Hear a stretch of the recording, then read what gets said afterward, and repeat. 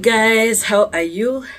I hope you're well. I am well myself, and my name is Wanyiha Jinduz, for those we haven't met, and I'm doing this series on the altars that we are fighting, yeah. And this has been revealed more and more, yeah, and I feel so regretful that it took all these years, yeah. I'm discovering all this in my late 40s, man. Okay, mid 40s. I know some people will want to fight me, so I've been feeling like, why, why didn't I discover this early? But it's God's time, yeah. He says at the right time I will make all things beautiful, okay. And he also says, do I bring to the moment of birth and close the womb? Surely he cannot, because he is faithful like that, yeah.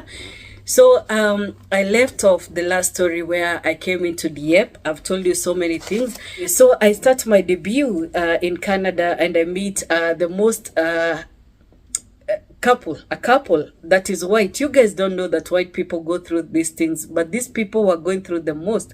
The lady had been divorced. This was the second husband. No shade in divorce, yeah.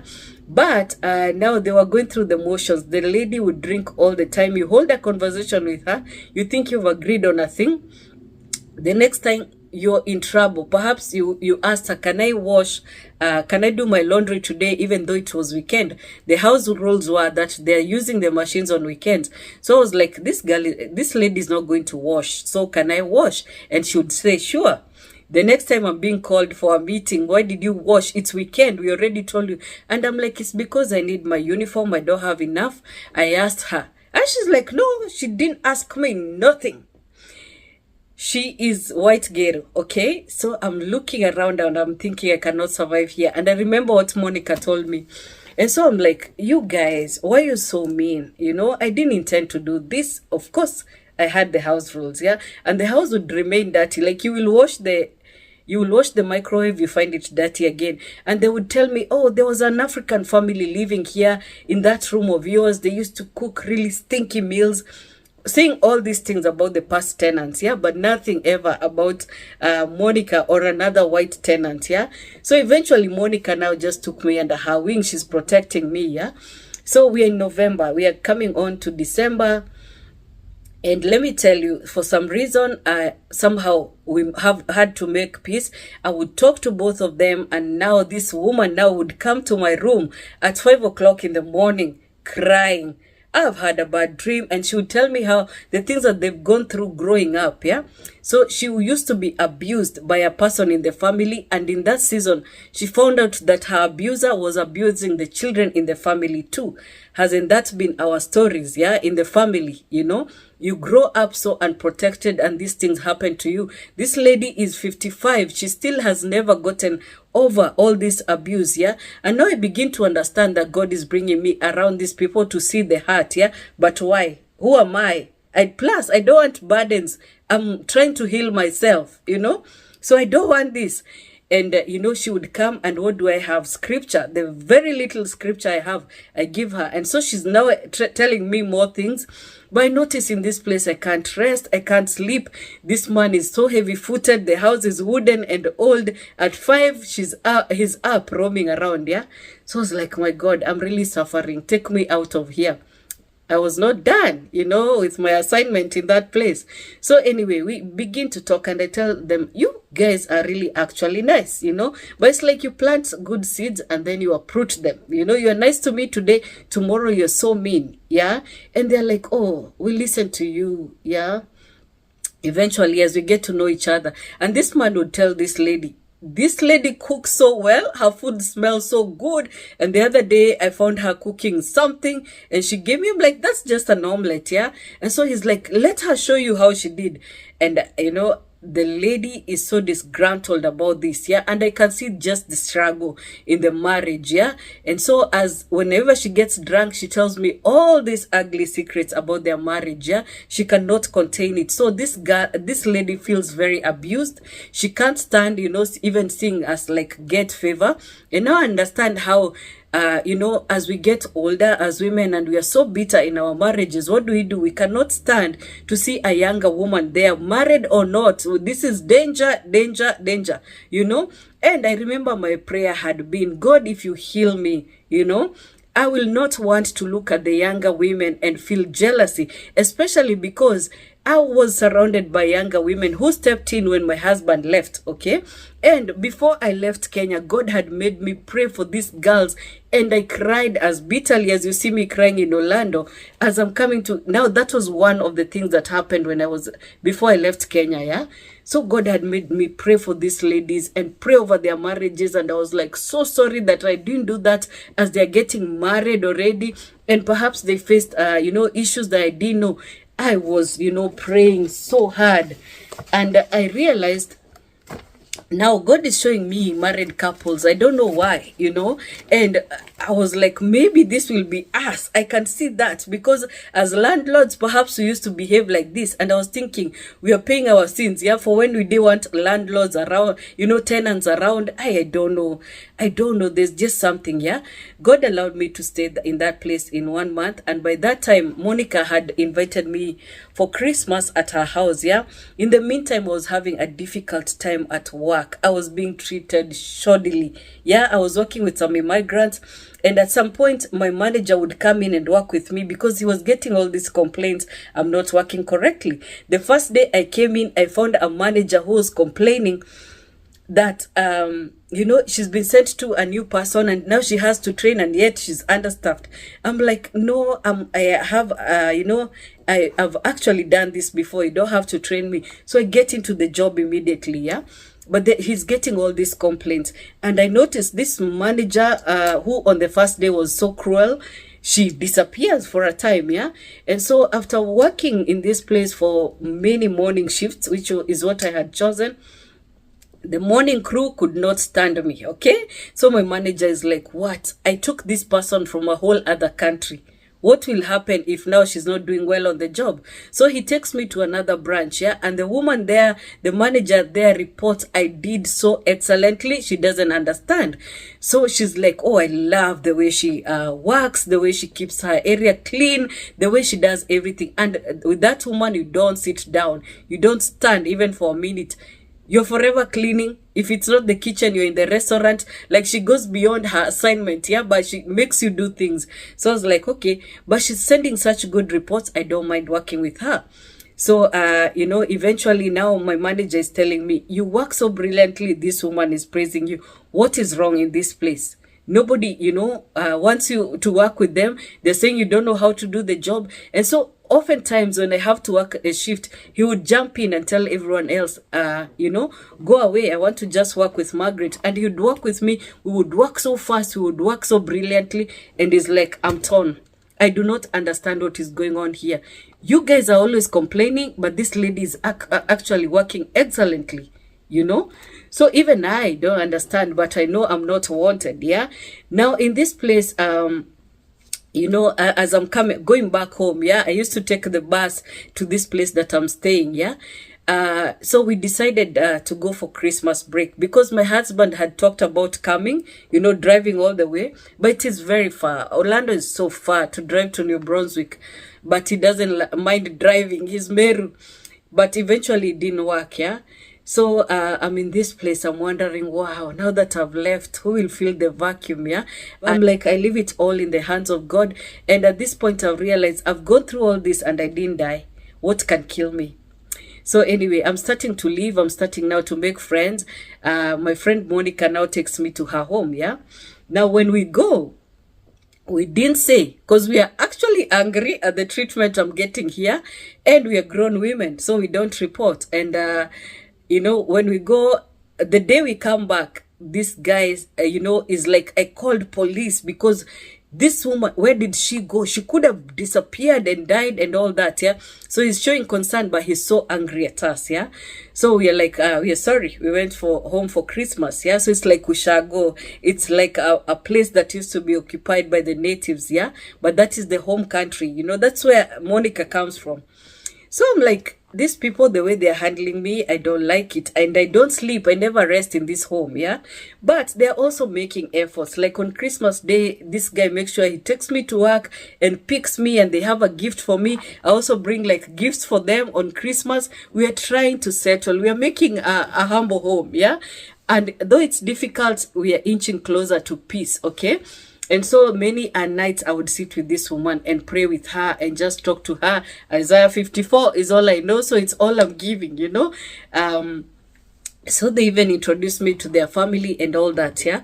So so when we come back, a few days later, I hear this guy talk, the lady talking on the phone, and she's talking about how I went and I didn't say, and they need a lawyer to help them understand what they're going to do because this is disrespect.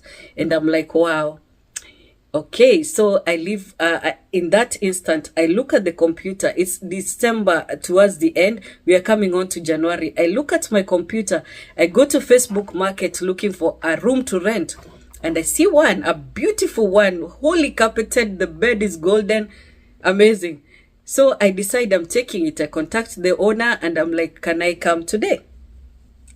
And I come out of the house and I'm like, buddy, I'm moving. How? You didn't tell me. You didn't give me notice. And I said, I can't live here any longer. So instead of paying you for the next month, I am moving. Okay? And he's like, oh, I'm going to lose. You didn't give me any notice. And I say, too bad. I wake up to this conversation and I know what you're planning against me. I really can't go on. I'm sorry, you know? And so he has no choice, and he tells me pay for the, I think there was some days, yeah. I think it was like into January, yeah. So I'm like, okay, whatever you say. And I later now I go, we swing by the house with Monica, and she's like, even me, I'll get a room here, yeah. But she didn't do it, yeah. So we meet the owner and go through the process. I move now to this place. Now in this place, I have to walk to work, yeah. But now, like with everywhere I'm going, my husband already looked at this area. I told you he's very dominant, able to penetrate, yeah. I don't even know the route to work on foot. Is like, now you pass these streets, you know, you go through these streets. All the streets are named in French. This is a heavily, you know, a place where they speak French and English, yeah. At my job, they're speaking French, and being so mean to me, they're speaking against me, some people, yeah. I actually did not have a friend in this place for a very long time, yeah. But yeah, so but it's better. But many mornings I would get lost. It has stormed throughout the night. I started working at night just for my sanity, because during the day no one is a friend. So I'm working at night. Going home in the morning, I get lost and I cry. I'm telling you, I don't lie. I'm a last born, guys. I would cry and I would comb the area. I'm so cold. I want to go get home, shower, you know. It's so tough, yeah. And, you know, like my husband is like, I don't understand why you're getting lost. I don't get it, you know. It's so easy. Use these routes, you know. Understand the routes to work. You don't need to be crying all the time. So I started trying to live again, you know, trying to just adjust. And I'm thinking, okay, now I even need to think about buying a car for easier access, because the place was like 15-minute walk, yeah. And now I come to now live, you know, settle, because that will happen to you. And I notice the grace of God. It's like on my route, there's a supermarket, the Sobeys chain, yeah. And I would think, you know, I would go and write down, the Lord is so good to me, yeah. He even places shops on my way home, because I would go there, get my groceries, and then walk home. You know, it was a long walk, but now I understood the area, especially as the snow was beginning to clear. Man, it was tough, but I could see. And so in the morning, I'm leaving work, going by Sobeys. I felt like I'm being provided for, okay? So I've stopped crying, because who am I crying for? And what am I crying about? You know? So one day as I'm walking to work, I was working on a day shift that day. I hear God tell me, it's February, yeah? Go home. And I'm like, wow, I know that voice. it says go home, I'll go home. So I'm thinking I'll go home in Easter, yeah? So we're in Feb, so I'm thinking I'll go home in April, yeah? And this time my husband has been doing interviews because he's finishing 2 years in this place, yeah?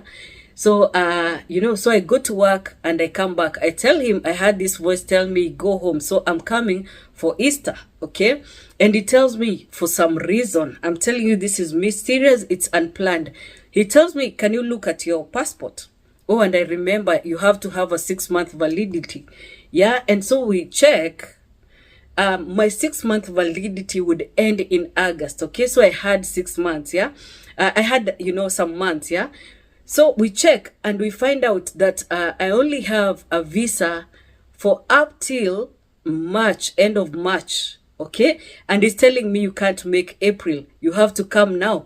And I feel like there was a mistake. So he checks all the documents for our status. Yes, there's a mistake. He was supposed to be employed up to April, yeah? So if this thing is ending in March, he won't get pay. And we're living paycheck to paycheck, okay?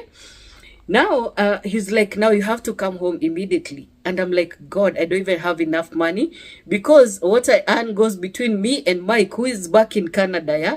So the dad pays fees, I pay for board. Nothing remains, okay? So whatever little I get is what I'm sending home.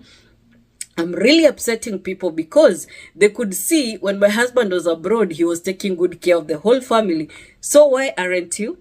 What people don't understand is that we brought this whole family that is the hugest expense or the huge expense here. So we have them to take care of. I don't have much, okay? Anyway, it was so tough. We felt so misunderstood. I personally felt very misunderstood by family. I was feeling so bitter, And so I check and I'm like, okay, fine. I have to go home. I never have money.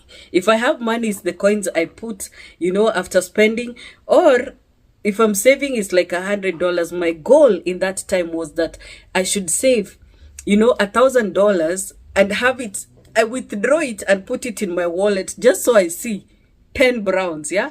Canadian money is as pretty as Kenyan money.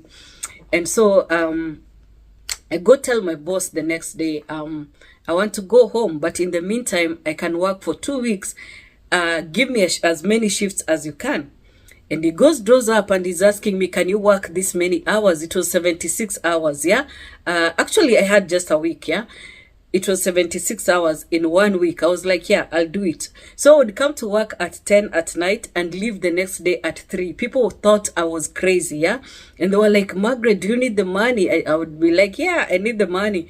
Okay, and so I'm planning to... Now I decide I'll surprise these guys, yeah? So, my husband said, you have to come now this month. And I'm like, because Mike is also going home for the winter break, I'll surprise them, yeah? So I want to really go the week Mike is at home so we can both enjoy. So I want to book the flight on a Friday, get home like, Friday night, and or the next day, Saturday, spend the weekend, go to church together as a family, and come back by the next Wednesday.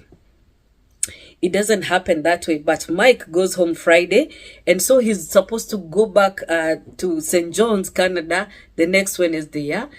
So I'm like, God, I don't get the flight, yeah? I don't get the flight completely, though I'm booking while I'm still working, yeah? So I get a flight for Monday. By this time, they will go to church without me, yeah? So I'm like, okay, at least I get a flight for Monday, okay?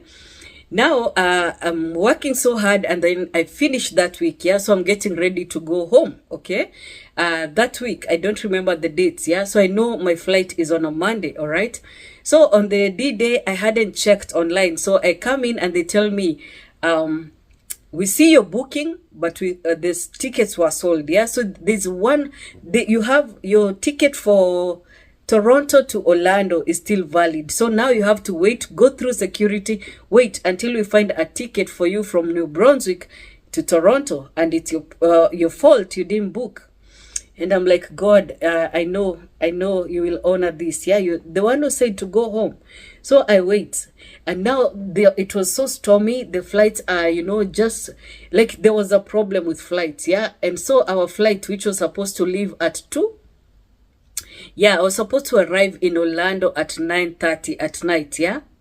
So these flights, no, at midnight. I was supposed to, I don't remember, guys, but it was the same day, yeah. So I was supposed to, check in by 2 o'clock, I think, and yeah, I think so. Oh, forgive me. Anyway, so I'm waiting, and I wait, and I was supposed to get into a flight by 3, I think 2:30 or 3, yeah. 2 and 3 comes and passes. I'm still waiting. At 3, after 3, they call me for my ticket. They said they found a seat. Okay, so I'm so happy. But we wait. And then they announce now there's a flight found for 7 o'clock. We were supposed to leave, I think, around 2 or 3, yeah? So 7 is when we are leaving. My connecting flight is at 8. Now I remember. Thank you, Holy Spirit. My connecting flight is at 8, okay? So how do I even get there, So I still take the flight, and they tell me when you get there, just run to your gate, okay? I get there and we hover over the, Toronto, like there's no space to park. It was a bad flying day, yeah? Eventually when they land, they even say the people who have connecting flights should run fast, yeah? So I try to run. I ran, the gate is closed. So I come back to, the query desk, yeah? So I line there and they're like, you should have, run to your gate. The plane, was a bit delayed. I'm like, I found it closed. So what do I do? They say, now wait until morning. The next flight is at 6 in the morning. I'm like, okay, so you need to put me in a hotel or something. They're like, what? No, you wait here because it was your fault. I'm like, nope, check what time we left. My flight was 2:30. So she gives me a hotel voucher, but she doesn't even give me a food voucher. I think the last time I ate was 11, but it didn't matter. So she puts me in a hotel, and I stayed there overnight. Then in the morning, at 5 in the morning, we are back at the airport, yeah? So I didn't know it, but God intended for me to travel Tuesday morning. So we got into this flight. It was big. It was nice, so spacious, yeah? And then now we fly to Orlando. We arrive around 11 and we don't land for some reason. Now I've given this testimony before of how now this flight, this plane, when it couldn't land because it was waiting for instructions, decided to just roam over Orlando, just dipping in and over, just showing us the area, yeah? And I felt like, wow, God, you're giving me a show. And it's like God knew how much I love this place. I didn't want to leave, but I left anyway. So obedience will purchase you some things with God. If I tell you this story, you'll think it's lies. Even me, I didn't think planes do that. But this guy now was touring, just instead of hovering, he was just, going round until I reach a point where I was like, I'm scared of the things he's doing. And at that point, we land, okay? So when we land, I just take the connecting, tram. Only my husband knew I was going because at this point, I was like, I was going to surprise you guys, but my flight was delayed. I'm staying in Toronto. And, he was like, at this point, by the way, there's a job that responded in Massachusetts. And now since you're coming, why don't I go for the interview? Why don't I confirm an interview while you're home? Okay, so he would go like that, the next Wednesday. Okay, because I was to go now that Tuesday, meet Mike, who is going back the next Wednesday, and stay until now that Tuesday where I'm supposed to leave on Wednesday, right? Now, my husband would go the following Tuesday. I hope I'm making sense. Okay, so I come in, and, now he knew I'm coming. Yeah, so, and he confirmed the interview. So I'm like, everything is just working out for our good, okay? So he picks me now and we go surprise Mike because the rest are in school. Now I come in, oh, the smell of Orlando, that sea salt smell. Anyway, we come in and I see Mike. I even make him chapos, to go back to St. John's. And so the next day he goes. So at least we were able to see each other, yeah? And so now I stay the week and we go to church on Sunday. People were always looking, wondering, where did I go? Because they had seen now this nice new family. Where did the mom go? Okay. And also, where did Mike go? Because hubby and the kids continued to attend church. Yeah. So anyway, we come to the Sunday there, so loving. There was just so much love in that church. Yeah. So Monday, Tuesday, hubby goes, and now the next day I'm supposed to leave, yeah, at 7. He's coming back at 7 and he's insisting that I should wait. But luckily his flight had Wi-Fi. So we are communicating and I'm like, I have to go. My flight is at 7. And he says, no, it's so bad. The situation is so bad. Your flight will be delayed. So I talked to the security guy as if he can do anything. And I'm like, there's somebody coming from the arrivals. I want to wait for him, yeah? So I can't go immediately. And he's like, okay, when you see this line, the queue there finishing, just know you'll be left. Yeah. So I'm praying, I hope this guy comes.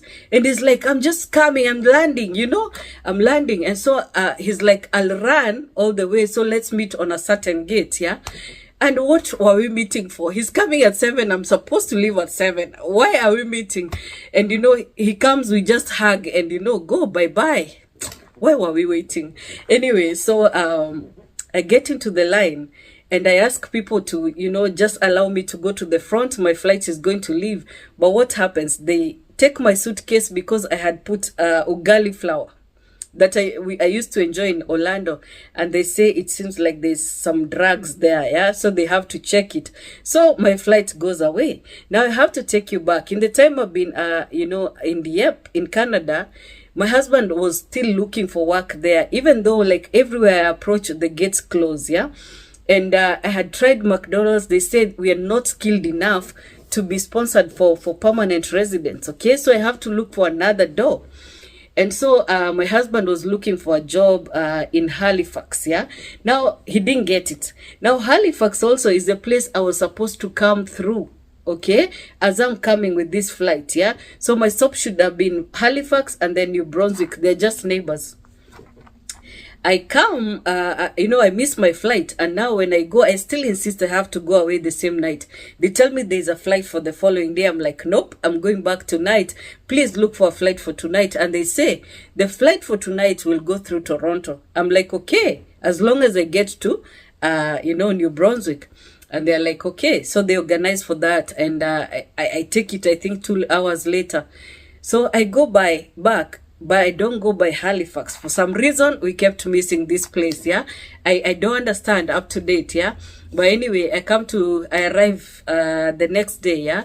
And as days go by, I come into a Facebook post where they are showing this Association for New Canadians in New Brunswick. Now, I had worked for an Association for New Canadians in St. John's, and it seemed good, and I was like, okay, they were offering some classes, yeah, for succeeding at work. I actually needed that because I didn't know what I was doing wrong. So I come in, I apply, and they accept me, yeah. At this time, I'm so sure I'm going to settle in this land. So I talked to them about my PR situation, yeah, and they give me a list of companies to work for, because they tell me McDonald's was removed from the list. So I actually learned from them, yeah, while my boss kept saying I'm looking into it, yeah. So they tell me, yeah, if you're working for McDonald's, you cannot get this thing. So I'm like, cool. So I started attending my classes. They were so nice. We would be paid like $50 at Ifo Fair every Friday. They're providing a pizza party every Friday. So nice. Now I'm beginning to see the good things people talk about abroad, yeah? Trying to do well in my classes. I wasn't doing so well. And I would notice I get so sleepy in the morning. I'm struggling, yeah? It's like that spirit that used to affect me, that made me hate education so much, is happening. So I'm like, what am I going to do? I have to take this class. It's just 1 month. What am I going to do? And I noticed people always bring coffee to class. Yeah, I had never thought I can do that, discipline, that African discipline. So I start coming with coffee. I'm surviving class. Yeah, so it's so nice. It's amazing classes. And after these classes are done in 1 month, we can get jobs anywhere. So even if it's not McDonald's, anywhere. I'm looking for a better job, yeah. The most common job is the one that it's a cannabis company, but I'm like, no, I don't want the smoke to get to me, the smell of bang, yeah. So there are fish companies, and I'm like, God, I don't know. So I'm looking for at least fast food restaurants. That's the experience I have, yeah. So, but I hear about a place a lot of people in my class are working, and it's a call center. Yeah. I talk to them and they tell me they can hire me. Of course, I just need to go through, some process. And now in the process, they discover I don't have enough validity on my passport. I need to have 2 years.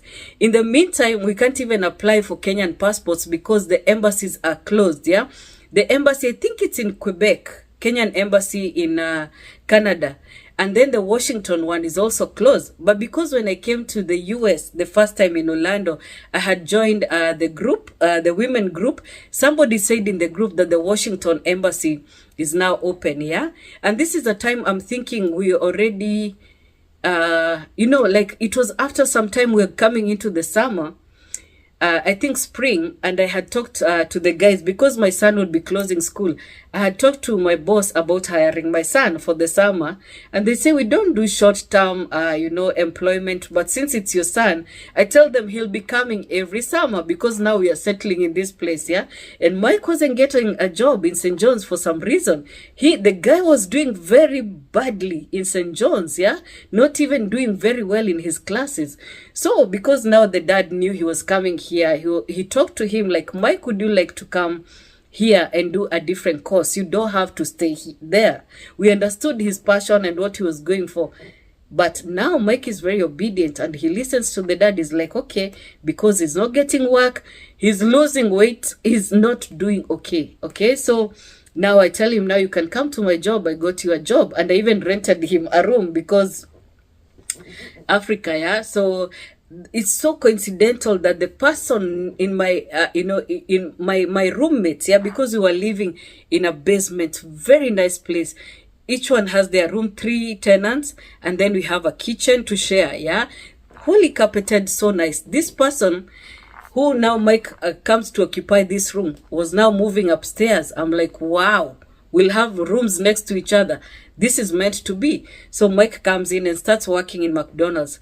Do you see all this trouble I was getting at McDonald's? He wasn't getting trouble. In fact, people were loving him. He understood the job so very well. And I'm like, how come I keep missing some things?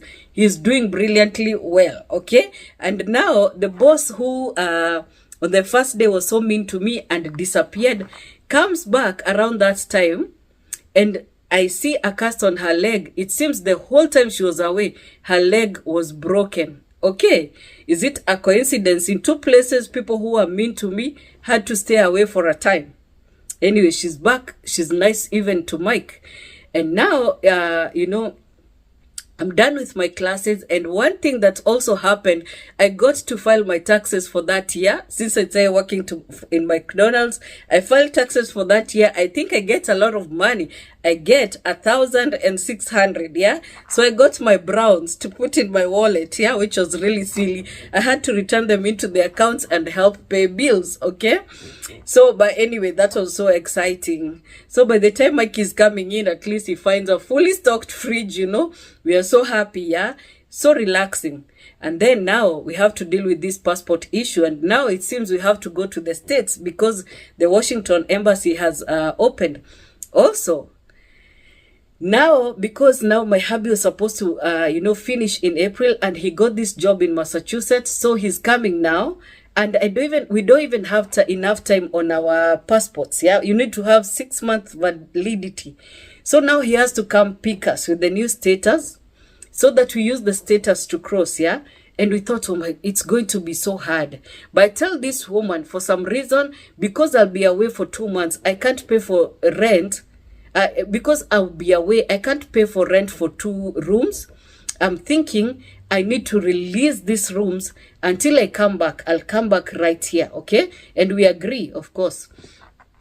So we go to the border and it's not even a problem. They just let us through, yeah? So we come here. Hubby already moved here with the kids. It was difficult. But I don't know why, for some reason, I was feeling the Lord communicating.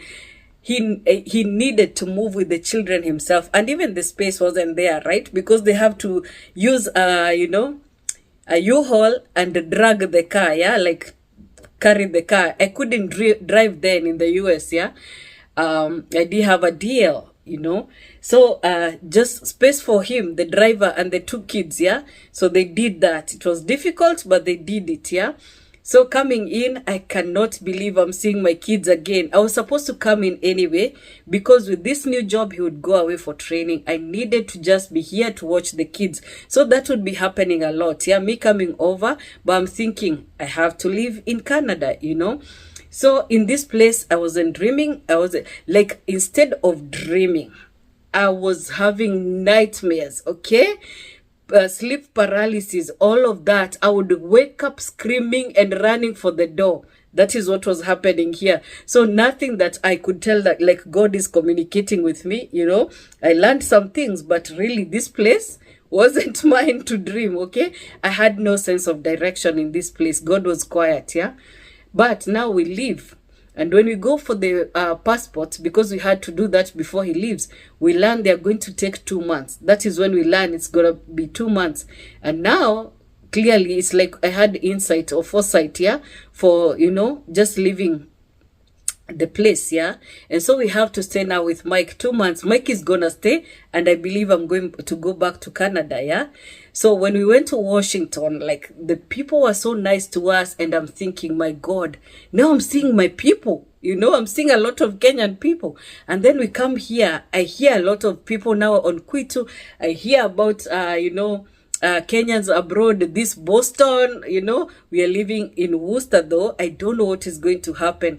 But God had another plan, okay? And so I'm going to leave this here as now we begin to settle here, a place I didn't know we would settle, but we did, yeah, by the grace of God. So I'll see you on the next one. Bye-bye.